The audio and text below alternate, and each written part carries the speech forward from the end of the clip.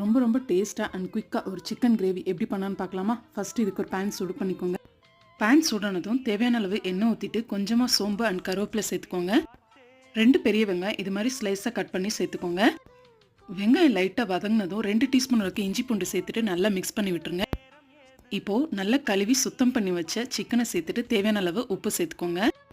இது கூடவே ஒரு தக்காளி இந்த மாதிரி ரஃபாக சாப் பண்ணிவிட்டு அதையும் சேர்த்துட்டு ஒரு தடவை நல்லா மிக்ஸ் பண்ணி விட்டுருங்க.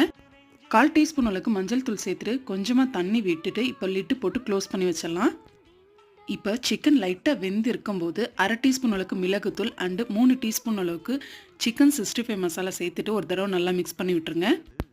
இப்போ லிட்டு போட்டு க்ளோஸ் பண்ணி வச்சு கரெக்டாக ஒரு 10 மினிட்ஸ்க்கு குக் பண்ணி எடுங்க. சூப்பரான ஒரு சிக்கன் கிரேவி ரெடியாக இருக்கும்.